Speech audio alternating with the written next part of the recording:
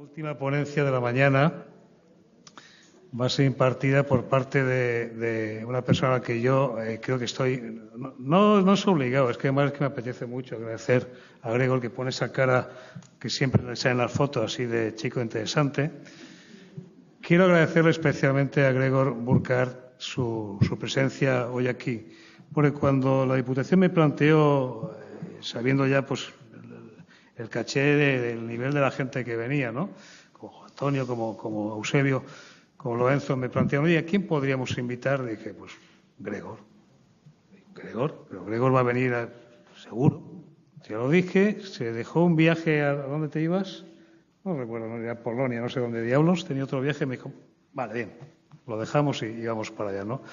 Y yo creo que Alicante, que siempre, ya estuvo acá una vez, hace ya muchos años, pero Alicante, que siempre puede enorgullecerse de haber tenido a primeras espadas de drogas, tanto en la clínica como en la investigación básica, como en la prevención, pues repetir con todos los compañeros que han estado ya acá, porque además todos son repetidores ya, en el buen sentido de la palabra, ¿no? Pero tener otra vez a Gregor, pues a mí personalmente me enorgullece y creo que en justicia hay que agradecerlo, ¿no? Yo creo que siempre es un lujazo tenerlo, por dos motivos. Uno, por quién es profesionalmente, ¿no? Una persona que lleva ya 17 años, creo que fue desde el 96, dirigiendo o coordinando o proponiendo un tanto de coherencia desde el Observatorio Europeo de Toxicomanías en Lisboa en materia de prevención. Es el padre de muchas criaturas, como puede ser EDRA, o sea, base de datos, indicadores, creo que se ha hecho un trabajo excepcional. Pero aparte de eso, yo creo que le caracteriza dos aspectos. Uno, yo antes hablaba de lo biopsicosocial.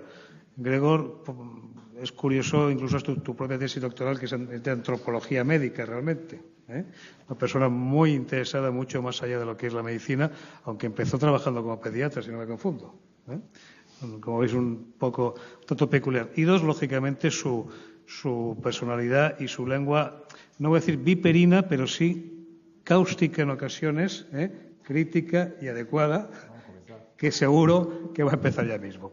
Bueno, pues sin más palabras, yo os dejo ya en manos de Gregor Burkhardt, que seguro que nos va a deleitar con su presentación. Muchas gracias.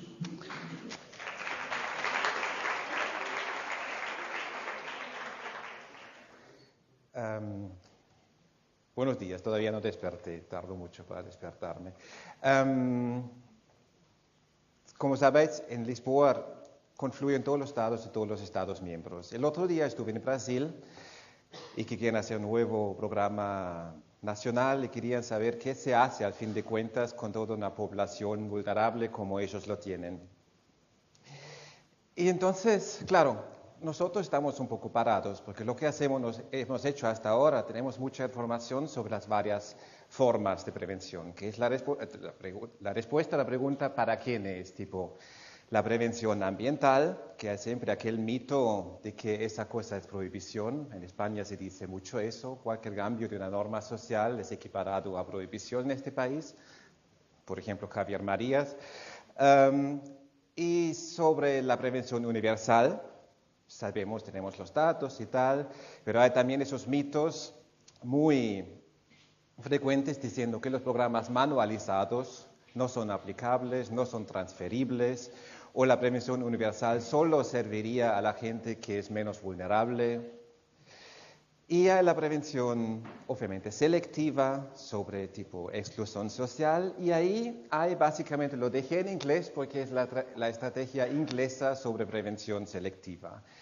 Y porque quería volver a eso más tarde. O sea, que lo que ellos dicen que tiene que ser personalizado, apoyo, información, consejo y orientación, que ellos proponen a toda la población vulnerable. Y hay una tendencia a decir prevención selectiva para los vulnerables tiene que combatir la exclusión social y la pobreza, tiene que ser trabajo social y de calle, o acciones solo para los vulnerables, separarlos y hacer algo solo para ellos. Y nosotros todavía no sabemos mucho lo que acontece en los Estados miembros. Sabemos apenas lo que los Estados dicen sobre cuánto se hace por tal y tal grupo vulnerable. Por ejemplo, para los padres socialmente desprivilegiados, que se hace en algunos países mucho, en Polonia, por ejemplo, y no se sabe lo que se hace en Francia. Sobre jóvenes con delitos de drogas, se hace hoy en día bastante, sobre todo porque hay un programa manualizado que se usa en 1/3 de la Unión hoy en día, o los jóvenes que tienen problemas sociales y académicos, todos los clásicos factores de vulnerabilidad, no ir al colegio, tener algún delito ya, contacto con la ley, etc. Y hay la prevención indicada sobre los individuos vulnerables que hemos hablado hoy, que son todo mencionado, problemas de comportamiento, novedades, buscar novedades, etc. Solo que lo que se hace sobre todo es la idea de hay que hacer terapia clínica con esos, apenas el concepto, la aproximación clínica. En el mejor de los casos. En el peor de los casos, a esos chavales se los meten en los centros de tratamiento de drogas. Es muy común en muchos países aún. Y hay ese mito también, no tanto en este país, sino en este grupo tal vez, de que todos esos conceptos que Bartolomé acaba de explicar es todo medicalización. Eso es admisible que alguien nos venga con esas tretas neuropsicológicas y psicológicas que medicalizan a los pobres chavales que son apenas un poco irrequietos o inquietos. Es la onda, por ejemplo, en países como Austria o Alemania, que todo eso, lo que acabas de decir, no se puede decir. Es completamente políticamente incorrecto. Pero todavía no hemos respondido a la cuestión de los brasileños. ¿Qué carajo hay que hacer con ellos? Porque mi preocupación es que lo que se hace en los Estados miembros en prevención selectiva es lo que los británicos dicen, bueno, consejo personalizado, informarles, etcétera, etcétera. Es supuestamente lo que leo en los informes de los Estados miembros lo más prevalente. Sobre los contenidos, no obstante, ya hace casi 10 años Sussman publicó un artículo bastante bueno que dijo básicamente lo que hay que hacer en los vulnerables tiene que rondear la cuestión de tomar decisiones, motivación y capacidades. Y ahora, hace muy poco, salió un paper bastante bueno de Michi, que propone una clasificación de lo que se hace, o sea, que de todas las actividades que cambian los comportamientos, que se basea básicamente en esa rueda, y la he simplificado un poco. Se llama el modelo COM-B, porque dice los orígenes de los comportamientos vienen de 3 fuentes. C como capacidad, la capacidad psíquica y física, las oportunidades, la social y la física, y la motivación, la automática y la reflexiva. Y eso define los comportamientos, es el B de behavior, pues el modelo se llama COM-B.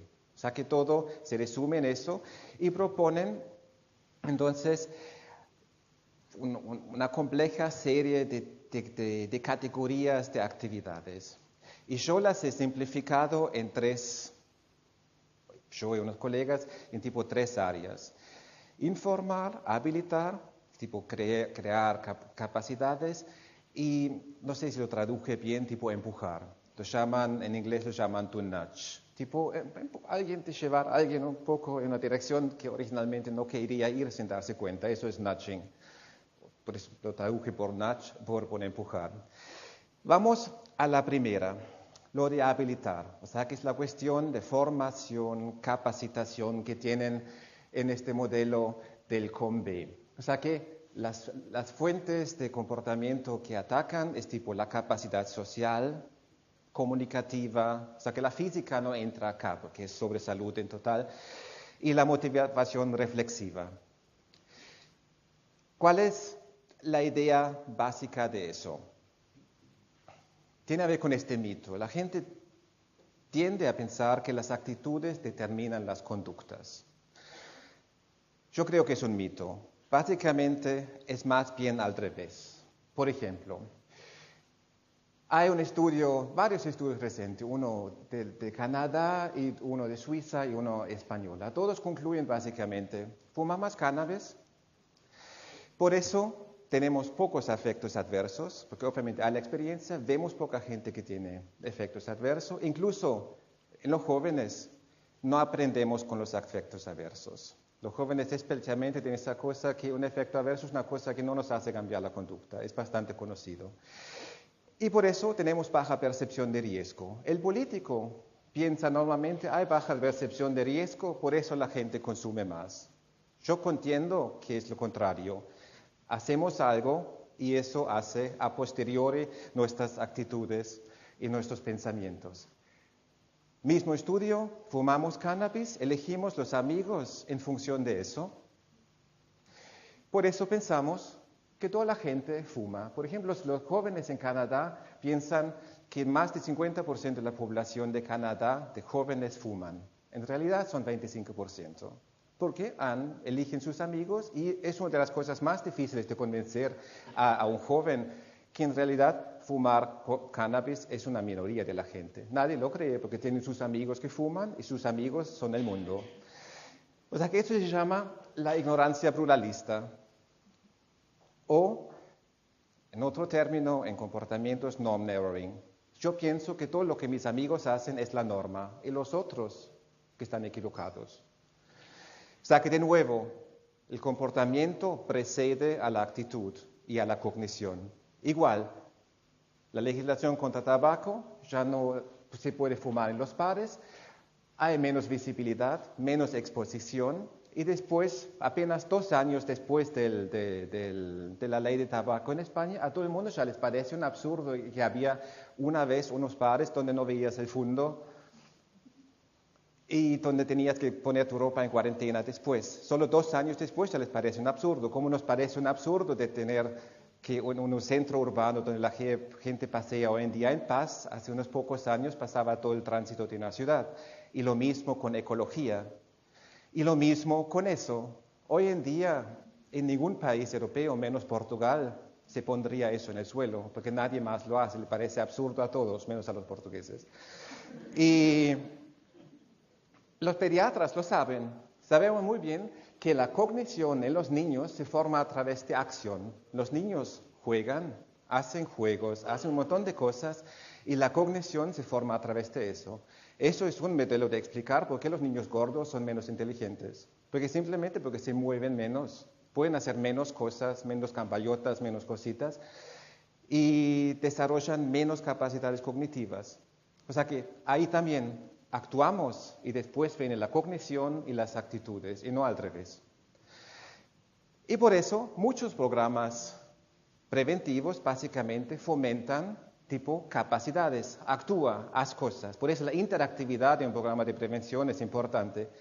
Un clásico es Prevention. Prevention es un programa solo indicado para jóvenes que consumen porque son buscadores de sensaciones. O sea que solo eso, se hace un test psicométrico antes y solo se concentra en los jóvenes que son buscadores de sensaciones, no aquellos que beben porque son depresivos, no que beben porque quieren socializar, no que beben porque no saben cómo hablar con chicas, no, solo aquellos que lo hacen para calmar su ansiedad de búsqueda de sensaciones. El programa es hiper eficaz, ¿pero por qué? Porque básicamente les ayuda a la gente a lidiar consigo mismo, a aprender actividades que hago cuando me surge tal y tal impulso, tal y tal emoción, o sea que es nada cognitivo.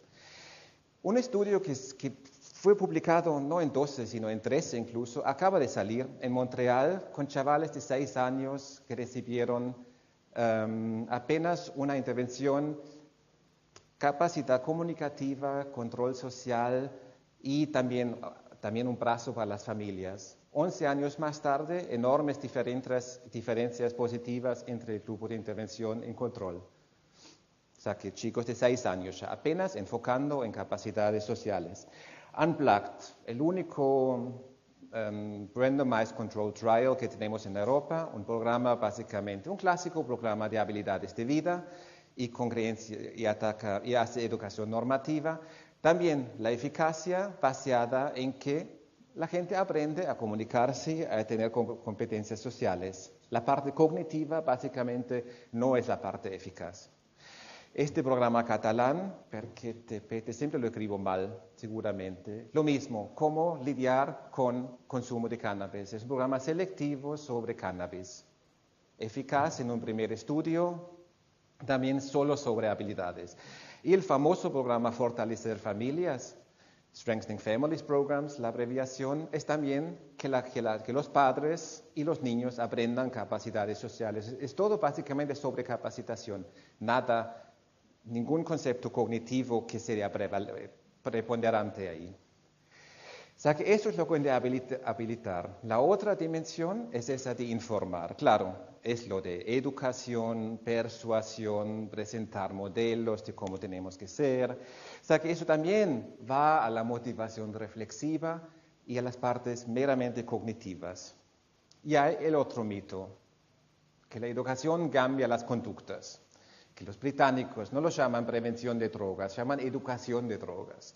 Porque piensan todavía que se puede educar. Pero solo menciono los últimos estudios que surgieron. Un estudio con, ¿qué pasó? Con reclutas suizos. Los consumidores tenían mucho más health literacy, sabían mucho más sobre salud y sobre los efectos de todas las cosas.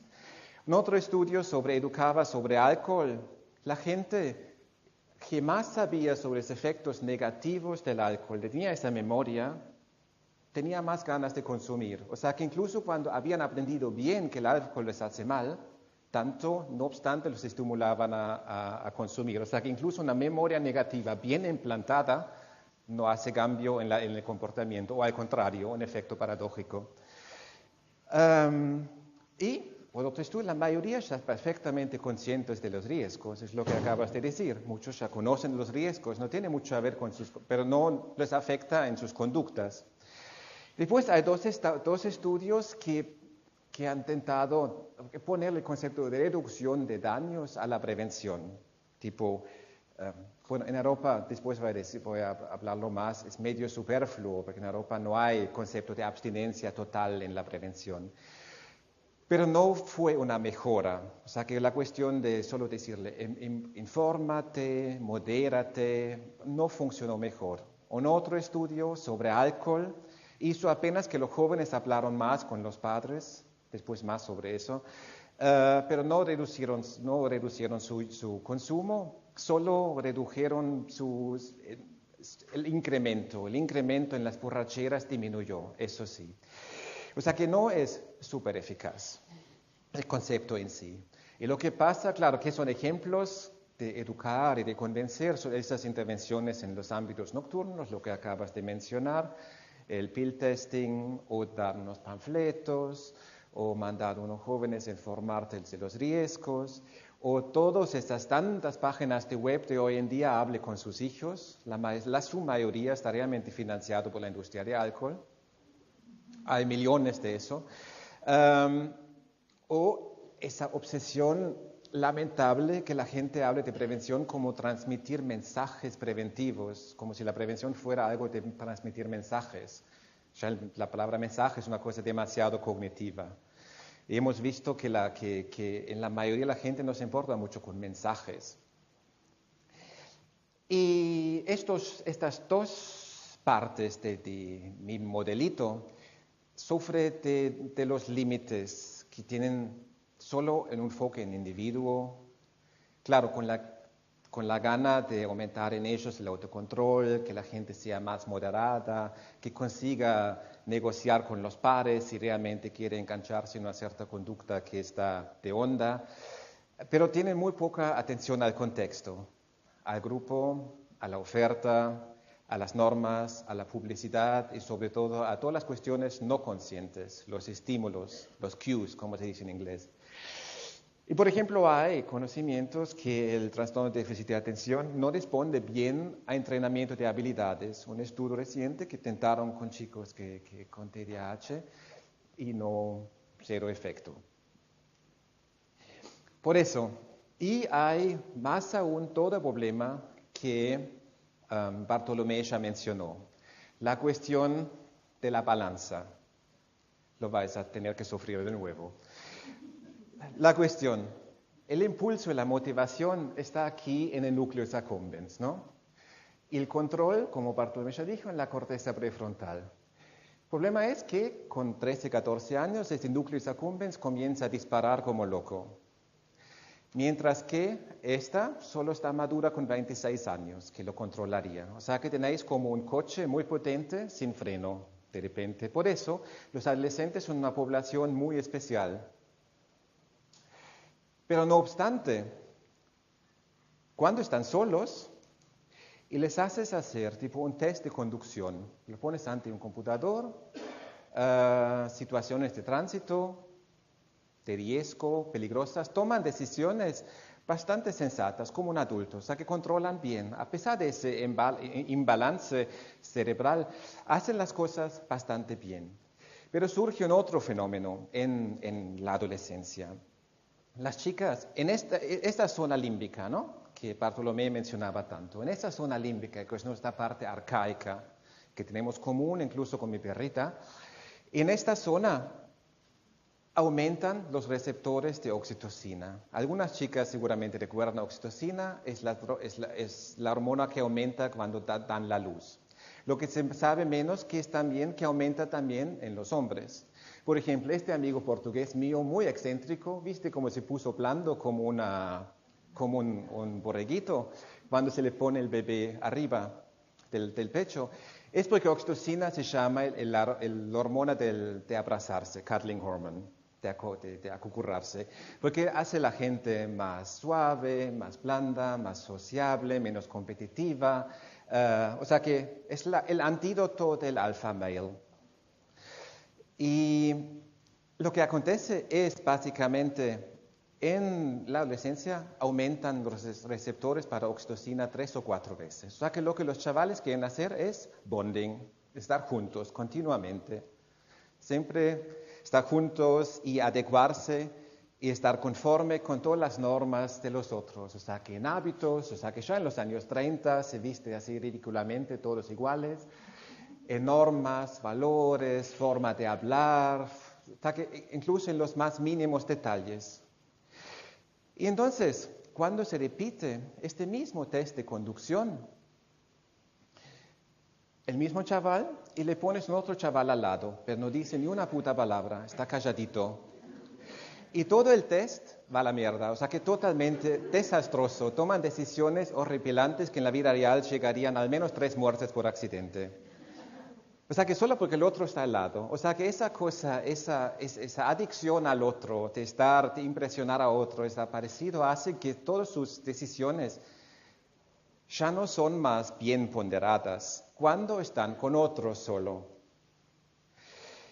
O sea que la cuestión de peer pressure, de presión de pares, hay que ser revisitada totalmente. No es que los malos amigos de mi hijito inocente lo convenzan de hacer tonterías. No, es la mera presencia de un amigo que tal vez no sea malo, que mi hijito de repente toma decisiones idiotas. Y es eso. O sea que hay unas constantes que todo el mundo aquí ya lo mencionó, que es la cuestión de impulsividad por el núcleus accumbens, la búsqueda de riesgo y sensaciones, núcleos accumbens, las emociones intensas evocadas por cuando están con otros y la primacia de lo social, son constantes que son difíciles de cambiar o hay que tenerlo en cuenta. Y hace absolutamente sentido, o sea que evolutivamente es súper importante porque a través de eso ganas, es importante para ganar estatus social, te da éxito sexual. Hablo de chavales hasta los 26. Las chicas hasta los 26 sí que se interesan más por ese tipo de chico. Después cambian sus actitudes y se orientan más en los que hablan bajo y que tienen comportamientos más controlados. Y realmente permite una rápida adaptación. Imagina si estás en una situación donde cambia el ambiente, se torna hostil, desconocido, inestable. Estas características aquí mencionadas te ayudan súper bien a adaptarte a otros ambientes. Por eso los jóvenes, adolescentes captan inmediatamente la nueva onda en un otro ambiente. Se emigran, por ejemplo, a Estados Unidos, otra cultura. Ellos mucho más rápidamente que sus padres captan la otra cultura y se adaptan. Y obviamente da placer, o sea que ¿por qué no puede cambiar una cosa que da el máximo placer de estar con otros y hacer tonterías? Es buenísimo y es muy difícil de controlar eso. Incluso nosotros hacemos un montón de cosas descontroladas cuando estamos en una situación social excitante, claro. Y además ayuda a madurar porque eso hace con que hacen un montón de experiencias que les hace a largo tiempo, a largo plazo, aprender comportamientos. O sea que es importante para la maduración. Y por ejemplo, uno de los genes que regulan el trastornos de déficit de atención es mucho más prevalente, por ejemplo, en los tuareg.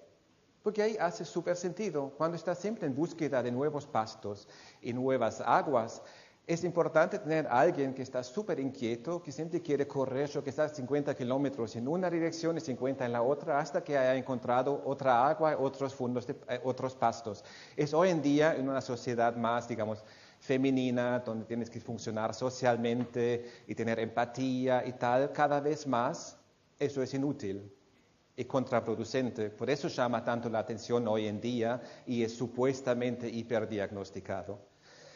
Pero entonces, si son así, si básicamente tienen un enfoque obsesivo en los otros, en lo normativo, ¿qué hace una campaña así? Una campaña, en los jóvenes en esta campaña van a mirar eso. Y la chica va a pensar, che, yo no soy normal. Todavía no he hecho sexo, tengo 14 años, no me he emborrachado, no he tenido sexo con un desconocido, no soy normal. Tengo que cambiar eso. Los padres van a ver esta frase melosa, sí, no debería ser normal y tal. Y entonces, campaña tipo con fuerte apoyo hecha por la industria de alcohol, está buenísima, todo el mundo está contento. La industria, los padres y el efecto, bueno, como en todas las campañas importantes, no se ha medido. Pero en mi opinión aumenta el consumo porque incide exactamente en lo que a los jóvenes les interesa, lo normal, no lo normal. O sea que si tomamos eso junto, lo de responsabilizar al individuo joven es medio difícil, porque si la gente no toma, como tanto se habla en páginas web, decisiones informadas y no hace, o sea que, con otras palabras, la ponderación de riesgo racional no existe, ni en nosotros y mucho menos en los chavales. Y la información da buenísima cuando está solo en casa, pero la mayoría de la gente no se emborracha solo en casa, eso es bastante patológico, pero no lo hacen y poca gente fuma un porro solo en casa. Pero lo que cuenta es absolutamente las cuestiones de las normas, lo que pensamos como normal, que se llama norma descriptiva, y aceptable, la norma injuntiva y lo visible. Y por eso la cuestión de los contextos sociales, y eso también es importante para los vulnerables. ¿Esto? Se animó de repente. Ahí la balanza de Bartolomé, de nuevo. Lo importante, estos chicos ahí no lo han escrito sobre drogas, es sobre obesidad y delincuencia y drogas también. O sea que esa cosa, el imbalance entre autocontrol y ejecución de tareas, que está en la corteza prefrontal, y los procesos automáticos, los estímulos, donde también todo lo social, estar súper excitado cuando estamos juntos con otros, esos son las zonas subcorticales de motivación y afecto. Y esos mismos mecanismos biológicos, neurológicos, condicen también a la obesidad y a la delincuencia. Es lo mismo, o sea que son pathways, o sea que caminos iguales. Es muy importante por lo que Lorenzo ha dicho antes. Ya no podemos, es estúpido concentrarnos solo en la prevención de drogas, cuando los comportamientos maladaptivos están todos incluso dirigidos a nivel cerebral por los mismos mecanismos. ¿Por qué concentrarse apenas en un pequeño fenómeno que hoy en día ni es más un fenómeno importante? Y ahí llego a la cuestión de empujar, porque ahí hay la cuestión de coerción, reestructuración ambiental, las restricciones y las incentivizaciones, seguramente mal traducido, vale. O sea que es la cuestión de las oportunidades. La idea de base es, claro, ya que son así, impulsivos y tal, cambiemos los ambientes para que esa impulsividad y su forma de enfoque en lo social no haga muchos daños. Y también hay las motivaciones automáticas, que son las cosas asociativas y tal, que nadie en prevención se interesa, pero la industria sí. El tercer mito, La gente piensa que conocemos los motivos de nuestras conductas, que sabemos por qué hacemos ciertas cosas. Yo contendo de nuevo que no es así. El famoso estudio de las toallas. Preguntas a las personas por qué razones reutilizarían las toallas en los hoteles. Dicen primero ecología, segundo me olvidé, tercero y cuarto es porque otros lo han hecho. En realidad, estudios controlados lo hacen, tanto más cuando se les dice que otras personas en su cuarto ya lo han hecho. Que todas las personas que han usado su cuarto han usado las toallas. Eso fue lo que más predecía que la gente deje las toallas en el suelo. Pero que no se dan cuenta, piensan, como lo dije antes, que es por la ecología. O sea, que tiene que ver con lo que dije antes, que la gente forma las actitudes a posteriori. No, lo han hecho simplemente porque se les convencieron que otros ya lo han hecho.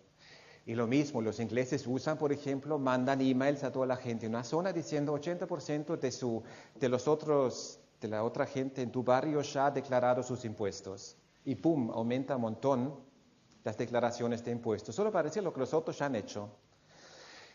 Lo mismo del músico de calle. Dejan siempre una monedita, ¿no? Para que la gente piense que otros ya le han dado. Si fuera listo, mandaría 3 o 4 de sus amigos bien vestidos a pasar de 5 en 5 minutos a echar monedas. Aumentaría, y hay estudios, aumenta 50% la tendencia de los otros a dar moneda también. Es muy simple. Un coche así, tarda tipo un mes en un barrio desprivilegiado cuando lo dejas abandonado.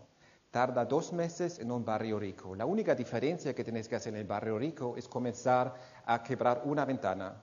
Y después la gente comienza a desmontar el coche, a quitar todo ahí, y al fin alguien tiene la idea de quemarlo. Y son padres de familia con los niños, en los 2 barrios, estudios recientes. O sea que el mero hecho que alguien ya lo ha hecho, y parece que aquí es lo normal, hace con que la gente lo hace, que es gente sin mayores vulnerabilidades sociales.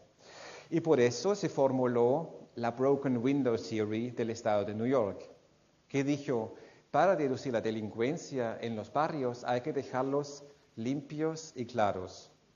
No debe haber ventanas quebradas, no debe haber graffiti y debe haber gente así colgada por ahí haciendo ñoñerías en las calles. O sea que deja los barrios pobres como si fueran barrio rico y la gente cambia sus conductas. Y así, con esto fue el alegado mecanismo de funcionamiento de que New York hoy en día tiene tasas de crimen mucho más bajo que otros estados americanos. Pero entonces, si preguntamos a los jóvenes directamente, creyendo que ellos sepan sus motivaciones, lo que quieren, eso es el estudio canadiense, que quieren más información. Buenísimo, como si eso ayudaría. O quieren que puedan hablar más abiertamente con sus padres sobre su consumo de cannabis. Quieren hablar más abiertamente con sus padres para poder fumar cannabis también en casa, porque es tan incómodo tener que fumarlo escondidamente. O en algún estudio alemán dicen, nada me cambiaría, tengo derecho a autodestrucción, vale. Pero entonces, ¿qué conclusiones políticas sacas cuando preguntas a los jóvenes? Porque es muy de onda preguntarse lo que hay que hacer. Y cuando se los preguntas, solo sacas cosas medio poco útiles, digo yo. O sea que lo importante es mucho más cambiar las normas descriptivas. Eso se hace. Eso cambias, como mencioné, la ley de tabaco, las regulaciones sobre alcohol, pero eso hoy aquí con ese tema no interesa tanto. O las normas injunctivas, que yo tiro la basura y alguien viene atrás y la tira en la basura, es la norma injunctiva, me doy cuenta, aquí no se hace. Que cualquier portugués se da cuenta cuando está en Suiza o en Suecia, que su comportamiento antisocial en Suecia está muy mal visto. O toda la cuestión de condicionamiento implícito. Y que los tipos de prevención no les interesa un pepino. Cuando es súper importante, la mera organización de una discoteca, el espacio, si por ejemplo te puedes sentar, charlar, flirtear porque la música está baja, o si tienes que estar en pie con un vaso solo de este tamaño, en pie con música altísima, sin luz, no puedes charlar con nadie y no puedes apoyar tu vaso. Son todas cuestiones automáticas que hacen que en un ambiente bebes 2 veces más que en el otro. O obviamente todos los otros estímulos automáticos asociados. Y hay toda la cuestión de algo, las 3 cosas que a los chavales les interesan, ¿no? No falta el deporte. Y asociar una bebida a eso, ¿no? Un tipo de la industria del alcohol, lo dije en una conferencia, nosotros damos todo menos una cosa que les interesa a los chavales. Las 3 de las 4 cosas que les interesan. Coche, deporte y la tercera cosa, el sexo no pueden dar, pero vale. Esas cosas lo asocian y lo asocian claramente y la gente después no consigue desasociarlo. Como los fumadores muchas veces ya no consiguen desasociar la cerveza del cigarrillo. Porque cuando toman una cerveza les falta el cigarrillo y les da esa ansiedad. Esos son procesos automáticos que la gente de prevención les pasa de largo. Y ahora las intervenciones que usan esos métodos. Claro, el feedback personalizado. A los chavales se les dice, oye, por internet, por ejemplo, o automático, lo que tú consumes es mucho allá de lo que la otra gente de tu edad, en tu barrio, en tu clase está consumiendo. Estás mucho más fuera de la norma. Intervención breve, de cierto modo, usa aquello como método de base. Motivational interviewing, que no solamente se usa en centros clínicos o en día en tratamiento, se usa también en centros escolares y en la calle. Y funciona básicamente con la misma cosa de empujar, decir, ¿cuáles son tus valores? ¿Qué quieres conseguir en la vida? Entonces, ¿por qué estás haciendo aquello que estás haciendo? Básicamente confrontando a la gente de un modo con lo que quiere en la vida y hacerles creer que su cambio de conducta es una cosa que ellos han querido, cuando al fin de cuentas ha sido inducido, ¿no? Por el terapeuta o el trabajador de calle. Hay incluso entrenamientos en autorregulación en centros escolares que los chicos aprenden a cómo detecto impulsos que pueden ser de riesgo y cómo puedo regularlos y a mí mismo mejor. FRED, ese programa para jóvenes con delitos de posesión de drogas, es lo mismo, cuestiona por qué seleccionas tus amigos en función del cannabis, por qué haces toda su vida social en función del cannabis. O sea que la idea es también que la gente vuelva a conseguir autorregularse y a detectar que es la cannabis que le está dominando la vida. El Good Behavior Game es una cosa bastante graciosa. Es apenas, tomas una clase de jóvenes de 6 años, de niños de 6 años, la divides en 3 o 4 grupos, pero heterogéneos, o sea que donde los inquietos están distribuidos entre los grupos. Discutes unas reglas comunes en la clase con ellos, las pones en la pantalla y les das después unos premios al grupo que mejor se comportó durante la clase. Pero sigues la clase, no es una clase sobre comportamiento, la clase es sobre geografía. Primeros 10 minutos haces eso, después, un mes es la mitad de la clase, al fin del año es toda la clase, periodo de juego. El grupo que después, el grupo que mejor se comportó gana un premio. El premio al inicio es más material, tipo un chocolate o lo que sea, después es más recreo, otros premios más abstractos. Bastante simple. Después voy a mostrar los resultados. La misma base tiene la competición de clases no fumadoras que han hecho en Alemania. También hipereficaz, simplemente las clases tienen que conseguir que nadie en toda la clase fume. Y después de 2 años, las clases que consiguieron que nadie fume van, yo qué sé, en un encuentro en Mallorca, yo qué sé. O sea que todo es contingencia de grupo. El grupo entero está interesado en los 2 casos en que los chicos más problemáticos sean regulados. O sea que ya comienza una mini sociedad, donde hay un mini control social. Otra cosa es el PAS, que es una variación de un programa clásico sueco de Örebro. que funciona en que en los primeros 15 minutos de la reunión obligatoria al inicio del año escolar, donde todos los padres acuden, se les explica en apenas 15 minutos que los padres tienen que tener reglas comunes sobre salir, beber en casa o con quién salen. Para evitar el típico truque de los jóvenes, decir a mis amigas pueden salir hasta las 3 de la mañana, yo tengo que volver a las 11, eso es injusto. Para evitar ese truque, todos los padres tienen que ponerse de acuerdo que en este año todo el mundo está en casa a las 11 y tal. Y tiene una parte para los jóvenes, donde aprenden autocontrol. Y parcialmente otros 2 programas, Family Checkup en Estados Unidos y Strengthening Families, tienen también esta componente, que los padres aprendan a de una vez poner un control más claro a sus hijos. Y ahora,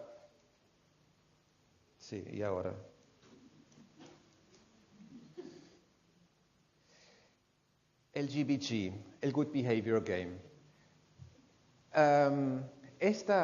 La línea en puntitas, es la línea de la probabilidad de tener alguna dependencia de drogas o incluso también de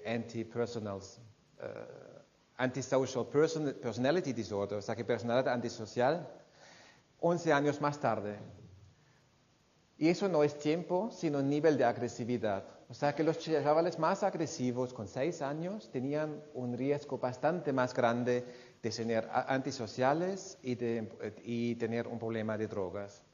Y la línea negrita, es la línea de los chavales que han recibido GBG 11 años antes. Y veis que el efecto ha sido más pesado en los vulnerables. O sea que los chicos más agresivos, tipo un indicador de tantos por vulnerabilidad y falta de impulso, de control de impulso, ha tenido más efecto. O sea que un programa meramente universal ha tenido un efecto súper selectivo en los más vulnerables. O sea que un programa que no se centró en los vulnerables, pero tenía solo en los vulnerables el efecto. Y también solo en los chavales. En las chicas, las curvas eran iguales, bajas, porque las chicas no tienen tanto riesgo de falta de control de impulso. O sea que todo lo que hemos hablado hoy es un problema sobre todo masculino. Las chicas desde siempre se controlan mejor. GBG y The Good Behavior Game. Vale, hago a mano. PAS. Han hecho un análisis de mediación y dieron cuenta que la intervención funcionó, o sea que redujo el consumo de alcohol efectivamente, porque aumentó el control parental. Los padres aprendieron simplemente a ejercer un control simple, sin moralizar, sin hablar demasiado, consiguieron imponer reglas. Y eso cambió el autocontrol de los adolescentes, lo mejoró y eso redujo el consumo. Y también había otro camino que es solamente el control parental redujo el consumo. Y además, por eso lo menciono aquí en una conferencia sobre vulnerabilidad, el programa funcionó mucho mejor en los padres que estaban al inicio mucho más flojos con sus hijos y con los chavales que al inicio tenían mucho menos control de impulso. O sea que de nuevo, un programa universal para todos, que mucho mejor efecto dio en los más vulnerables. Mientras que el autocontrol de los adolescentes en sí mismo no hizo nada, o sea que no fue el mediador eficaz. Aumentó, solo las 2 cosas juntas funcionan. O sea que de nuevo, lo importante parece ser el control parental. O sea que no hablo solo de programas de parenting. Es una palabra tan linda que no tiene traducción al español. De cómo educar, pero no es educar, porque parenting no es la cosa cognitiva que implica educar. Pero es solamente una sola componente, el control parental. He buscado un poco y justo este año o el año pasado surgieron un montón de estudios y ni tenía que buscar, o sea que todo que vino, pum, pum, pum, pum, todo es en la misma dirección. Cuando hay más control parental, los chavales consumen menos y tienen menos amigos consumidores. Es más fuerte incluso que el control informal del barrio y de los amigos. Los padres son más importantes. Es más fuerte que el control en el colegio. Funciona incluso en barrios desprivilegiados, o sea que ahí se fue la idea que hay que combatir la pobreza. Funciona en diferentes culturas. Una chica de Líbano que lo detectó también en los países árabes y tal. Mejora el control inhibitorio, ahí de nuevo estamos en lo que Bartolomé dijo, incluso en familias súper desprivilegiadas. O sea que de nuevo, no hay que atacar necesariamente su pobreza o sus problemas psicosociales. Se puede enfocar en algunas capacidades básicas que los padres tienen que tener. Y obviamente todo eso no es solo sobre drogas. Los outcomes que han medido han sido delincuencia, violencia, consumo de sustancia, en algunos casos también iniciación sexual precoz. Hay un estudio en España con el mismo hallado, solo la Isabel Martínez encontró en un estudio que han hecho el efecto adverso, contrario justo. Y no lo entendí por qué. Pero lo menciono para no decir que estoy filtrando los resultados. Y hay, por ejemplo, el famoso gráfico de un estudio de Hill que dice que los chicos con desinhibición comportamental, cuando crecen en familias con buen control, toda esta variable de desinhibición comportamental no tiene ningún efecto. ¿Veis la curva azul? Pueden estar tan comportamentalmente desinhibidos, no aumenta su riesgo porque la familia lo consigue controlar bastante bien. En los donde la familia es más laxista, veis que aumenta, cuanto más desinhibidos están, tanto más aumenta su riesgo de abuso y de dependencia. Entonces, teniendo en cuenta este modelo, habría que tal vez revisar un poco la cuestión de vulnerabilidad, esa cuestión de que tiene que ser trabajo de calle o atacar la pobreza o tal, porque parece que la vulnerabilidad no es solo la exclusión social, es la cuestión de qué amigos eliges en función que el control que tus padres te dan. Y puede ser que apenas las familias en barrios desprivilegiados o las familias desprivilegiadas en Sal no pueden, no consiguen o no pueden físicamente controlar suficientemente a sus hijos, es decir, poner reglas básicas de educación y de socialización. O que buscan recompensas inmediatas, obviamente, porque eso es una cosa que se modera por educación. Normalmente todos nosotros buscamos recompensas inmediatas, evolutivamente es normal que busquemos drogas porque da una sensación fantástica, que busquemos azúcar, que es el carbohidrato más fácil de digerir. Es lógico, lo que hacemos en educación es, y claramente estudios viejos ya alemanes de los años 90 dicen que las familias burguesas en su educación buscan, ¿cómo dice? Delayed gratification patterns, patrones de gratificación postergadas. Temporal, exacto. Que los niños aprendan a hacer cosas que tienen beneficios solo bastante más tarde. En las familias de clase baja era siempre recompensa inmediata. O sea, y lo de la pobreza en los estudios epidemiológicos, la relación ni es muy clara. O sea que ahí se va toda la estrategia inglesa, en mi visión. Todo lo que han dicho hasta ahora no se confirma por ninguna evidencia. Y entonces, si volvemos al modelo y vemos lo que los Estados miembros hacen, es básicamente esto y esto. Lo de empujar, muy poco, porque es prohibición y tal, no se puede, coerción, ¿verdad? Todo muy mal visto. Pero volviendo al tema de la conferencia, hay algunos principios eficaces que se llaman hoy en día kernels.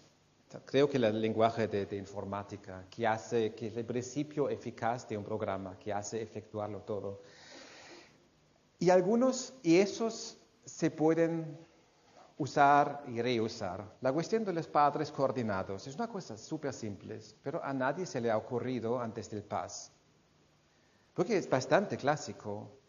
Tengo unos amigos vascos que vivían en Berlín y la hija quería a todo precio volver a España porque ahí podía salir a las 3 de la mañana, porque en esta puta Berlín todas sus amigas les forzaron a estar a las 11 de la noche en casa. Y quería volver a España porque tenía total libertad. Time out. La cuestión, si el hijo se porta mal, tiene un ataque histérico, un ataque de confrontación, de ponerlo al lado en un cuarto, dejarlo media hora ahí y después volver a comenzar la discusión. En miles de estudios es un principio eficaz, que funciona también para los vulnerables y para los niños de 2 años también. Contingencia de grupo, que es la base de Good Behavior Game. Los chavales se controlan a sí mismos y por eso los más desinhibidos tienen más provecho del programa, porque todos los otros les dicen, oye, cálmate si no tenemos problemas, no tenemos el premio, sino. La educación normativa, que es en Unplugged y en Perché te petes, la cuestión de decir, bueno, si no consumes cannabis es porque eres normal. Es la mayoría nunca ha consumido, incluso en España, 33% significa que 67 nunca no siquiera lo han tocado. Y eres completamente normal si consumes, porque con todo lo que los media y los políticos promueven hoy en día, cada uno piensa que no es normal por no haber consumido. La misma idioteces ahora comienzan con las nuevas drogas sintéticas, que se infla tanto en los medios que todo el mundo piensa que todo el mundo está consumiéndolos. El control parental, meramente control, nada de tener buen rollo con tu hijo y hablar muchas veces sobre el alcohol, porque hablar sobre alcohol, 2 o 3 estudios te muestran más claramente, cuanto más hables sobre el alcohol con tus hijos, tanto más aumenta su propensidad a consumir. Es simplemente simple control. Estimular la automotivación, como intervenciones breves, motivational interviewing, obviamente eso funciona también.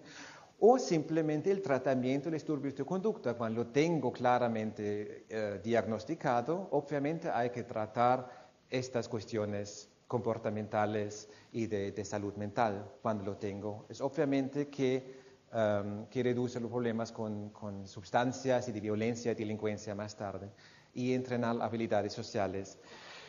Y hay algunas pocas intervenciones sobre cambiar los ambientes, porque eso falta rotundamente, todas las cosas automáticas. Hay muy pocas intervenciones sobre eso, porque sabemos que incluso la forma de la copa de cerveza predice el consumo. La tercera de la derecha, la más estrecha, lleva a menos consumo. Es la que estas beben en colonia. Y las checas, las más redondas, lleva automáticamente a que la gente consuma más. O sea que hay un montón de cosas inconscientes que pasan y que puedes fácilmente en la estrategia de empujar, de nudging, puedes modificar en regulaciones de discotecas y tal, cuánta luz hay, cuánta ventilación hay, cuán alta es la música.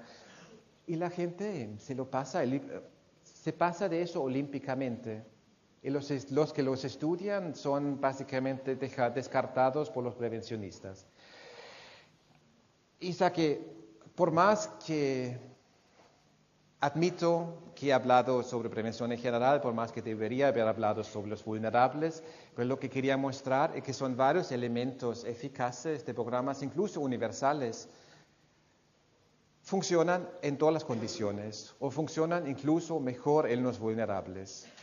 Y hay muchos estudios preocupantes diciendo que cuando tomo los vulnerables, los aparto para hacer otras intervenciones con ellos, aumenta sus problemas. Por esa cuestión del norm narrowing que mencioné al inicio, porque se confirman apartados una vez. En un grupo, todos los problemáticos se confirman mutuamente que ellos son perfectos, que el resto del mundo tiene un problema y que no está normal. Y peoran, y hay varios estudios, Poulain, Edition, que muestran claramente, cuando los separas, tienes que tener mucho cuidado porque puedes peorar todo. Pero cuando te diriges a ellos en un contexto universal, los convencionales en el grupo universal tienden a normalizar a los más desinhibidos, a los más problemáticos. Y en todas las intervenciones eficaces que os he mencionado, los procesos cognitivos no tienen relevancia o sea que nadie cambia sus conductas porque ha sido mejor informado o porque toma decisiones equilibradas o informadas, etc. Porque ningún individuo, mucho menos chavales, regulan sus comportamientos libremente. Y yo. Lo que cuenta es su capacidad de autorregulación. Los que no tienen ninguna, como los pasotas de Eusebio, o que no tienen ningún control porque la tipología que has hecho se puede encontrar muy fácilmente aquello. ¿Cuál es mi nivel de autocontrol y de control de impulsos? ¿Cuál es el nivel que acepto control por otros? Las normas sociales entre mi grupo o en la sociedad en general. ¿Y cuál es el nivel de control parental? Y eso es una fase que podemos cambiar bastante. Y eso, todo lo que he dicho, se aplica no solo a drogas, también a obesidad, a delincuencia y a varios otros factores. Y también la gente tiene que mirar un poco más a Jen del vaso de agua, de la propia profesión. Porque la otra gente hace cosas bien parecidas y bastante interesantes. Y entonces la reducción de riesgo, al fin de cuentas, ya está implícita en prevención, porque prevención hoy en día no es más sobre consumo, es sobre conductas maladaptivas. Por eso ya no tiene un valor diferenciador.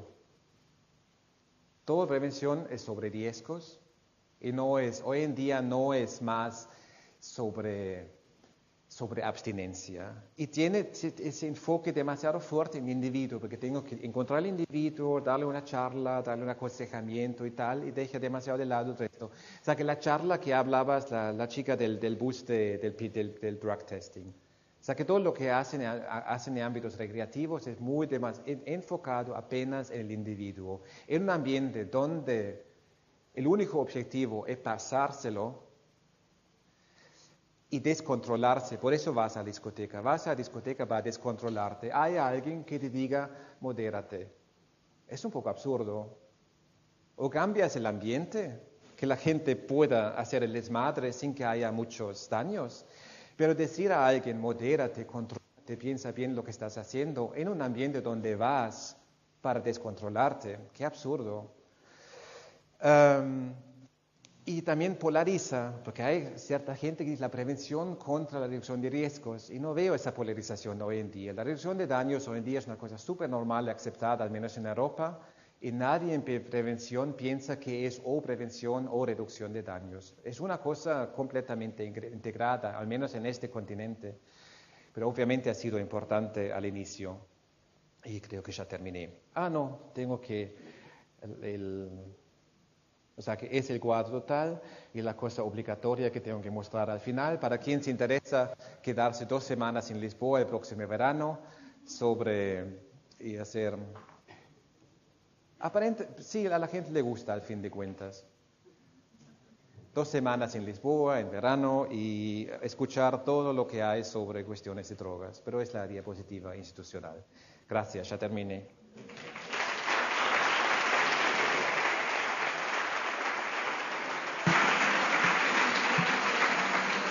Bien.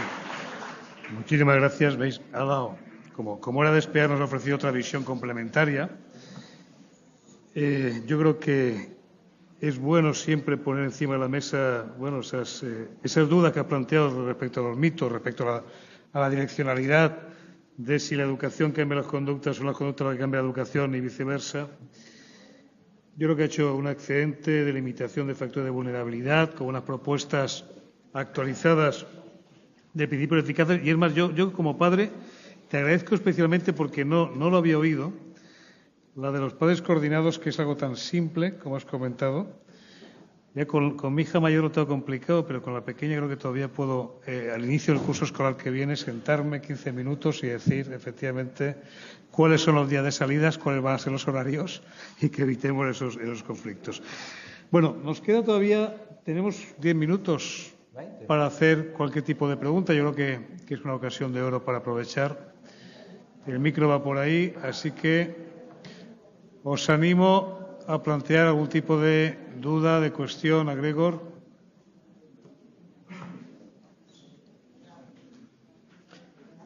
Insisto en que es el momento de reflexionar. Aún nos quedan 10 minutos para lo impulsivo.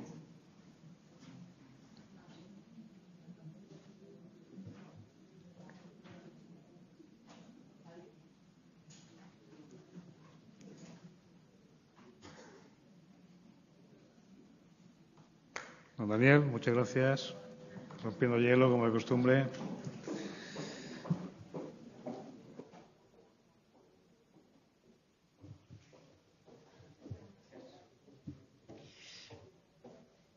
Bueno, es por agotar el tiempo también y porque desde luego tengo alguna duda, que no voy a exponerlas todas porque son muchas. Pero esta es una pregunta directa y no sé si a Gregor o a Bartolomé o a cualquiera de los dos, y va sobre la percepción del riesgo, que lo hemos hablado antes.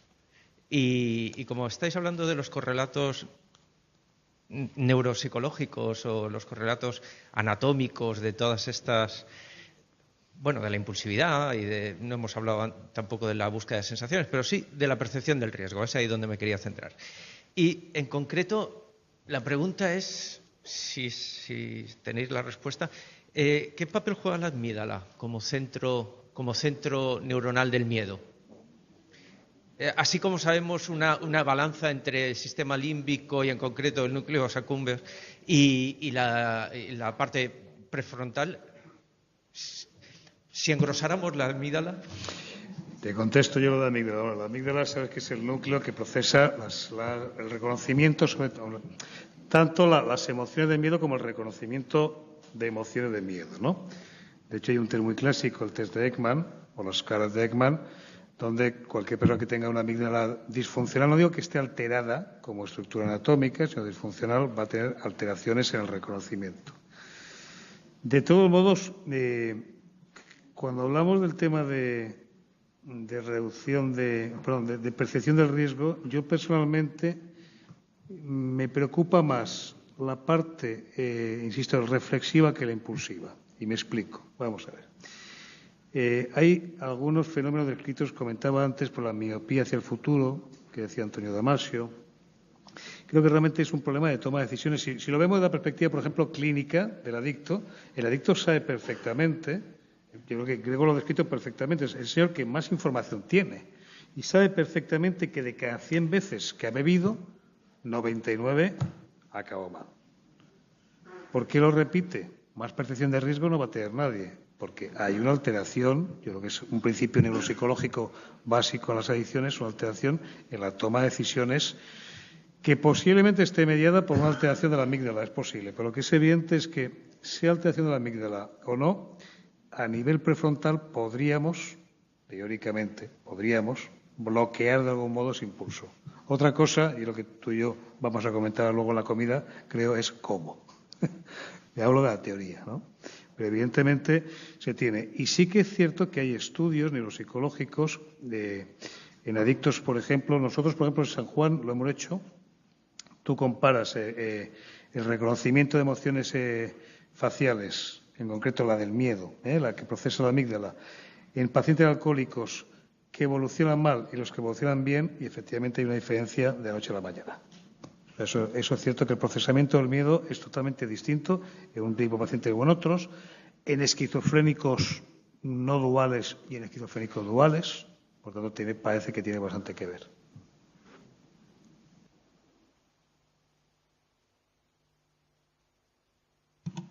¿Alguna preguntita más, por favor? No, es que a mí me impresiona. Mira, ya tenemos, no hace falta más.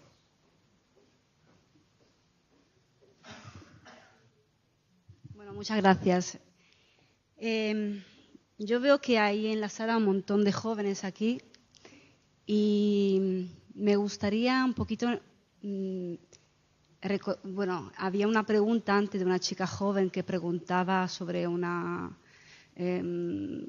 algo que yo no conozco tampoco, nunca había escuchado, pero me ha llamado la atención porque decía que analizan a los chavales que van en la discoteca antes de entrar si lo que van a consumir es puro o no es puro. Entonces, bueno, la jornada aquí habla como pone aquí, jornada educativa, informativa, conducta adictiva y de riesgo, etc. Bueno, me gustaría que usted, que es psiquiatra, que entiende el tema, le dijera a estos chavales si realmente hay drogas que son puras o no puras y si se pueden consumir. Porque yo creo que muchas veces está un poco distorsionado, ¿no? El hecho que hay drogas que sí que son buenas, Tipo, por ejemplo, el cannabis. Muchas veces hay personas que dicen que el cannabis pues, puede ser buena, en algunos casos, con personas que tienen cánceres, o es buena para estudiar, por ejemplo, porque te tranquiliza, porque te... bueno, a mí me gustaría...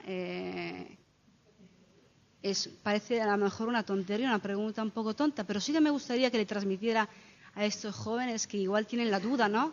Si realmente hay drogas que pueden ayudar para concentrarse, si pueden ayudar a afrontar una enfermedad, si pueden ayudar a ser más suelto a la hora de coquetear o buscar novios, etcétera, etcétera. Gracias. Si me permites, primero voy a aprovechar tu pregunta para derivarle una a Gregor, porque tenía yo curiosidad por la pregunta inicial que habías hecho tú ahí al fondo, todavía te veo. Gregor, ¿cuál es tu opinión de ese tipo de sistema sabes a lo que se refería antes, ¿no? ¿Qué opinión tienes? ¿Son útiles, no son útiles, son preventivos, son contrapreventivos? Y luego te contesto la tuya. Es que los hay en Austria, en 3 sitios en España, en Holanda lo comenzaron y en Bélgica y en Suiza. No es que a la entrada te hacen los test de las drogas que llevan, que vas ahí, hay un lugar en la discoteca donde si has comprado un comprimido, una píldora, lo puedes analizar lo que contiene, solo si quieres, no en la entrada. O sea que vas... y hay 2 vertientes. Sirve, objetivamente hablado, por eso lo han hecho los holandeses, para ver si hay realmente en el mercado local unas sustancias muy adulteradas, que tienen, por ejemplo, estricnina dentro de las píldoras o que tienen un dosaje locamente exagerado,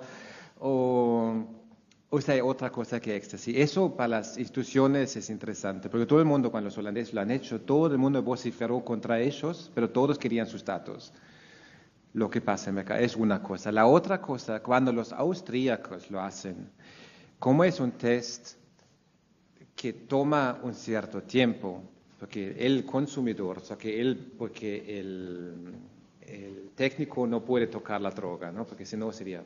Bueno, el consumidor tiene que raspar un poco de la píldora sobre una cosita y lo analizan. Ese análisis tarda 15 a 20 minutos, un análisis cuantitativo y cualitativo. En esos 15 minutos, si eres listo, puedes enganchar a los jóvenes en una conversación sobre los motivos de su consumo, por qué consume, cómo se siente, o sea qué. Resulta que muchos son tipos subdepresivos, que éxtasis es tipo un antidepresivo de corta duración y se tratan el fin de semana con eso. Si usas esos 15 minutos para tener un brief intervention, una intervención breve o motivational interviewing, está fantástico porque solo coges a aquellos que están a riesgo, que tienen la intención de consumir y los atraes, porque normalmente esa gente no vendría a una consulta de drogas porque no tienen problema en su visión. En este sentido es bastante útil porque solo atraes esos y los otros los dejan en paz con esos panfletos idiotas que distribuyen por ahí. Pero lo que pasa es que Energy Control, por ejemplo, no lo usa para eso en Barcelona. So que lo hacen, hoy es mejor, porque antes han hecho solo un test cualitativo, rasca un poco, el color está lila, bueno, es éxtasis, sigue. Ahí pierdes esa ocasión, porque lo que pasó en República Checa se prohibió eso y la gente no vino más a los aconsejamientos. Lo bueno era antes podían aconsejar tipo 30, 40 personas y hacer tipo brief intervention, motivational interviewing. Y cuando se les prohibió hacer el análisis de pastillas, bueno, ya no vino nadie. O sea que se les fue el enganche. O sea que cómo enganchar, si lo usas para algo que es eficaz, puede ser de puta madre. Pero muchos no lo hacen. Como tienen esa idea de harm reduction puro, que la gente debe que decidir si quiere tomar o no, pierdes esa ocasión. O sea que depende mucho cómo lo haces. Porque puede ser un buenísimo enganche, como también la policía y los jueces pueden ser un buenísimo enganche en algunos que han consumido, lo han detenido, no tienen ningún problema de dependencia, pero al menos tienen que participar en un curso donde se dan cuenta que al fin de cuentas no era un consumo recreativo que tenían, que sí, que todos sus amigos, que no tenían más amigos, que no consumían y que toda su vida giraba en torno de cannabis. O sea que esos enganches son buenos, o coercitivos, o tipo, porque les das algo atractivo. Bueno, contestando a tu pregunta, es simplemente información. La heroína fue un gran fármaco que hubo que sacar del mercado porque en la balanza era más negativa. La cocaína exactamente igual. De hecho, no sé si sabéis que se vendía en pastillitas para la gripe para niños. Ahora nos queda solamente para algún colirio en oftalmología. Los canutos, vulgarmente no, comercialmente llamados cigarrillo de cannabis índica de Grimol y compañía, se vendían en las farmacias valencianas hasta los años 50 más o menos. ¿Qué quiero decir con todo esto? Que han sido fármacos. El problema es que tiene pues, más mierda que beneficio. El medicamento idóneo para una persona mayor que pierda la memoria se llama nicotina. Lo que pasa es que ninguno, creo que sea tan cortito como para decir, che, fúmese usted 2 paquetes de Marlboro al día. Ya vamos a ver, tenemos parches de nicotina, tenemos fármacos que estimulan el receptor nicotínico, pero no le vas a dar 2 paquetes de Marlboro. ¿Por qué digo todo esto? Pues porque la pregunta, vamos a ver, que el THC es un fármaco, que el alcaloide, el tetrahidrocannabinol, útil para ciertas patologías, sí. Ahora no me lo ponga usted en canutos, leches. Lo tiene usted en pastillas natural.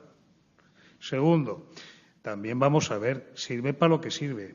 Estos cigarrillos de cannabis índica de Grimol y compañía, que decía yo, la publicidad es genial porque, permitidme que sea escatológico, no es que sea escatológico, es que lo pone en la publicidad.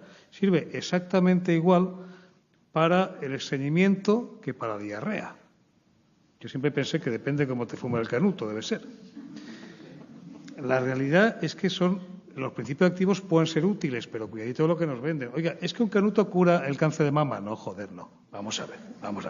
El THC es un buen antiemético, es decir, antivómitos, entonces disminuye los vómitos que te provoca la quimioterapia que te pueden poner si tienes cáncer de mama.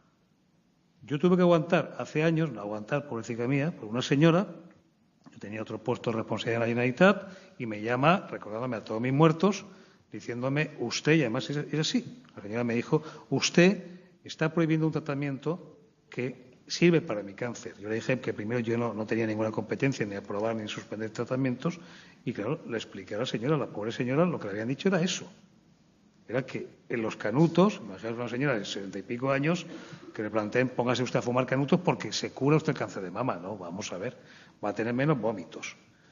Yo creo que lo que hay que tener es esa realidad delante y cada uno, en base a eso, en su libertad valore. O sea, me quiero fumar un canuto porque quiero ponerme ciego o me quiero relajar. Pues estupendo, haga usted lo que quiera. Ahora, no le vendan a usted la cabra de que el canuto le va a curar un cáncer de mama que, por otra parte, pues me alegra que no tenga usted. Es algo similar al resveratrol dichoso del vino. Oiga, que el vino tiene resveratrol, sí, pero ¿saben ustedes los hectolitros que hay que meterse en el cuerpo? O sea, la dosis de resveratrol que tiene una pastillita equivale, creo que, a un hectolitro de vino. O sea, es que no puedes coger un peo, es que te mueres. Es que te mueres, pero te mueres porque te encharcas, vaya. Esa es la información que yo creo que hay que transmitir. O sea, ni es bueno ni es malo. Decide usted si es bueno o es malo. Ahora, esto es lo que hay. Y sobre eso, que es el enfoque, además, básico, y lo decía ahora Gregor, del enfoque de la entrevista motivacional. Yo le doy la información y usted decida lo que vea oportuno. Yo no voy a decir que es bueno ni que es malo. Si quiere pegar un tiro, yo siempre digo a mis pacientes bien, pero no lo haga delante mía. Decida usted lo que quiera. Pues aquí igual. Ahora, las mentiras creo que nos llevan por mal camino siempre, ¿no? Tan malo es decir, y se ha comentado, los canutos son malos cuando uno le sientan bien, porque inmediatamente vamos a perder la confianza de esa persona, como decir que algo es bueno cuando tampoco es que sea bueno.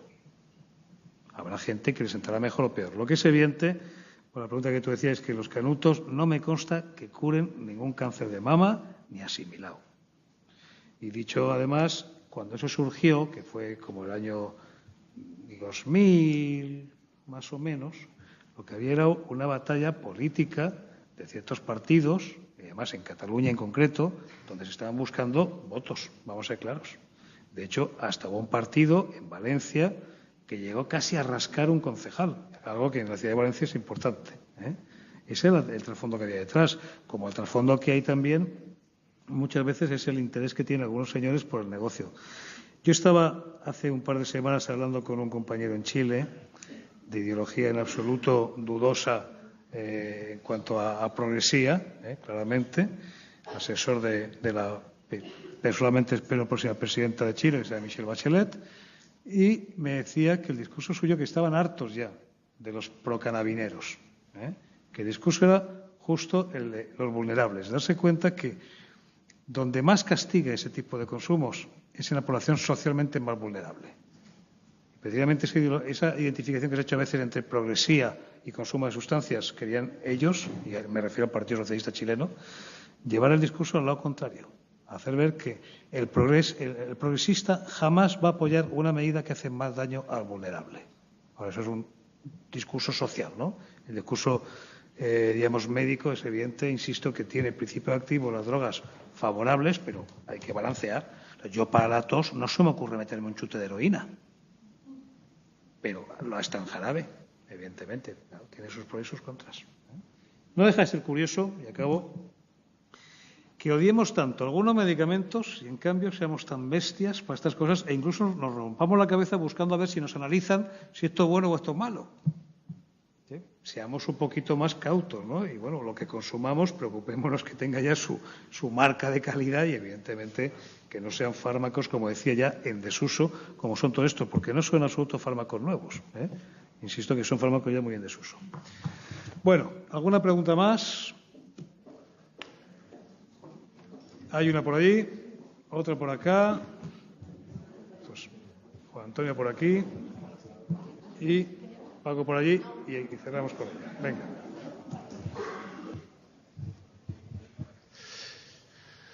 Sí, yo quería incidir un poquito en esta reflexión que acababas de hacer, porque no conozco muchos estudios que se hayan hecho sobre los cambios de mentalidad a nivel social con respecto a la utilización de ciertas sustancias. En los años 50 ibas al cine, ahora no ponías la tele, ibas al cine y te encontrabas a Sara Montiel cantando "Fumando espero al hombre que más quiero", "Fumar es un placer vital, sensual, y cuando fumo la vida no consumo". Lo digo porque he recuperado un poquito esa letra últimamente. Y en 50 años hay una foto "Fumar mata", que es una contradicción con lo que nos decía Sara Montiel.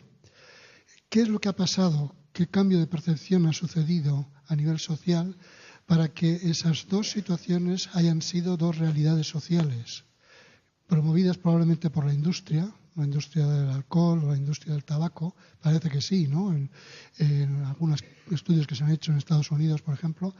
Sin embargo, ahora mismo estamos asistiendo al otro cambio de percepción, ¿no? Uno puede decidir si consume o no consume una sustancia y a partir de la reflexión que algunos países están haciendo, Uruguay, por ejemplo, sobre el fracaso de la lucha contra el tráfico promovido por Estados Unidos, se está llegando a promover la aparición de las industrias del consumo del cannabis, que yo creo que en pocos años veremos que incluso el Estado nos va a proponer canciones de Sara Montiel sobre el cannabis, no sobre el tabaco, con argumentos que hemos podido escuchar a responsables de políticas, ¿no? Serios, cuidado, no poco serios, sino serios, y que se están planteando un poco. Hace poco, cada año, se celebra en Irún, frontera franco-española, una de las grandes muestras de consumo de cannabis, a la que van los políticos también un poquito en la idea, no de promover, porque yo creo que ese argumento es claro, no de promover la utilización del cannabis como medicamento para curar ciertas enfermedades. Para curar enfermedades tenemos medicamentos, la industria farmacológica nos los propone, nos los explica, nos los estudia y reflexiona sobre ellos, sino que posiblemente haya una utilización de estos términos para promover la puesta en marcha, incluso económica, que es el argumento que también se utiliza en América Latina, de control de las mafias a través de que el propio Estado se convierta en un productor, ¿no? Productor controlado sobre las sustancias, también ahora el alcohol, ¿no? En ese grupo de reflexión que estamos haciendo en el País Vasco, por ejemplo, una de las cosas que surgía a través de los pediatras es por qué no se pone el alcohol en lugares, en los supermercados, como hay para ciertos productos en los que hay que pedir que te abran la puerta, que te abran la llave para poder introducir, ¿no? Son elementos de control, pero elementos de control que permitirían, por ejemplo, controlar cómo los adolescentes adquieren cierto tipo de alcoholes en cierto tipo de supermercados, ¿no? Es un poquito esa reflexión. Como los suecos, ¿no? En Suecia es así. Por eso, es que la gente siempre diga que soy prohibicionista, pero yo no tengo mucho miedo de la legalización del cannabis. Si lo hacen como lo hacen los suecos con el alcohol, la cuestión no es cuán penalizado está una sustancia. Tenemos varios datos que demuestran, primero, que a los jóvenes se les interesa un pepino si está penalizado o no influencia por nada su consumo. Y segundo, hay que recordarse de los holandeses. Los holandeses están en el campo medio, no que consumen más que los otros europeos. Y lo tratan, como acabo de decir, con una coerción media. Si fumas un porro en público en Ámsterdam, pagas 50 euros. O sea que puedes decidir, como dices, estás libre de decidir si consumes o no, pero si lo haces en público, pagas una multa como una multa para aparcar mal. Estás libre de aparcar mal, nadie te pone la presión por eso. Pero cuando hay normas sociales claras, una regulación clara y buena de las industrias que emergirán, como los suecos con alcohol, no lo veo un gran problema necesariamente. Para mí lo que preocupa es mucho más la cuestión del control social y las normas sociales. O sea que puedes hacer mucha cosa, pero oye, está muy mal visto acá. Por eso, porque la gente te va a mirar mal. Y si la gente te va a mirar mal si fumas un porro en la calle, no hace falta, si eso está garantizado como en Holanda, no hace falta penalizar el consumo de cannabis. Pero el miedo sí que es que se formen unas industrias superpoderosas como la de alcohol en Europa, que después dicte las políticas. Bueno, última pregunta.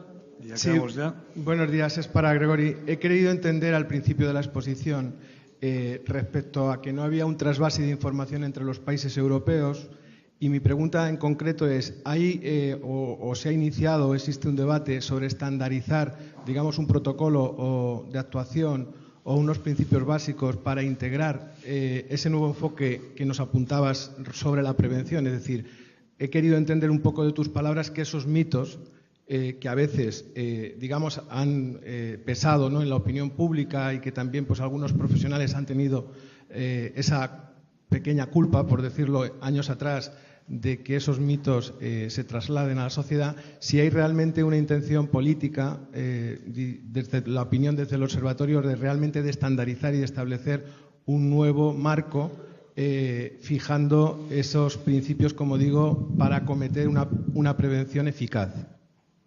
No les interesa nada. El otro día han reescrito la estrategia de la Unión Europea para los próximos 5 años, y era una lucha absurda para quitar las peores gilipolleces que han metido ahí. Unas idioteces totales, o sea que que absurdidades, no escuchan nada. Pero hay obviamente ejemplos muy buenos a nivel local en algunos países sorprendentes. Croacia. Hay algunos países que hacen cosas bien interesantes, pero más a nivel regional. Pero a lo grande no. Muchas gracias. Digo demasiado. Bueno, creo que